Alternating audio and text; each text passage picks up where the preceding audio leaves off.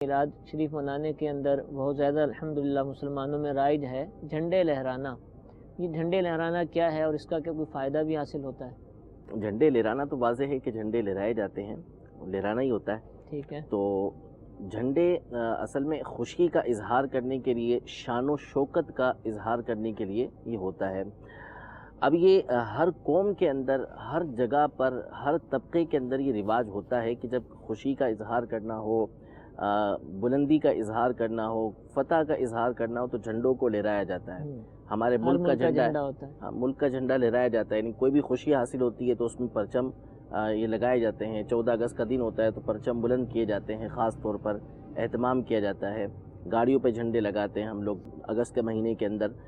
تو خوشی کا اظہار کرنے کا ایک طریقہ کار ہے، اور اس میں تعظیم کا، تکریم کا ایک پہلو موجود ہے کہ اس میں تعظیم و تکریم یہ کی جاتی ہے۔ اور قرآن پاک میں فرمایا کہ حضور علیہ الصلوۃ والسلام کی خوب تعظیم کرو، خوب توقیر کرو۔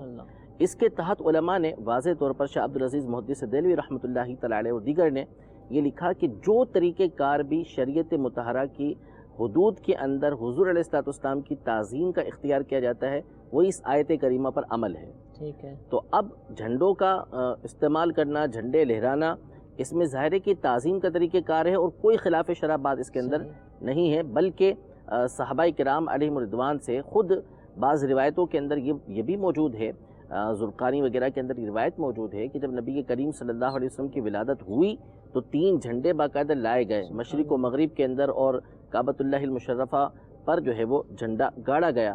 یہ روایتیں مختلف الفاظ کے ساتھ موجود ہیں۔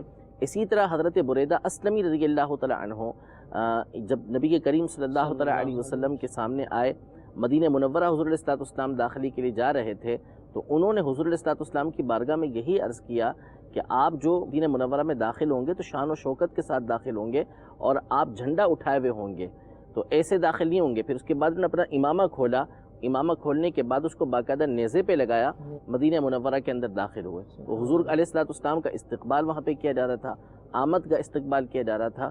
تو یہ خود صحابہ کرام علیہ رضوان نے ایک طریقہ کار ہمیں بتا دیا کہ حضور کا جشن منانا ہے، حضور کی آمد کا جشن منانا ہے تو اس میں جھنڈے لگانے میں کوئی حرج نہیں ہے۔ تو خوشی کا طریقہ کار ہے، تعظیم کا طریقہ کار ہے، شریعت کی کوئی خلاف ورزی اس کے اندر نہیں ہے، لہذا اس کے کرنے میں کوئی حرج بھی نہیں۔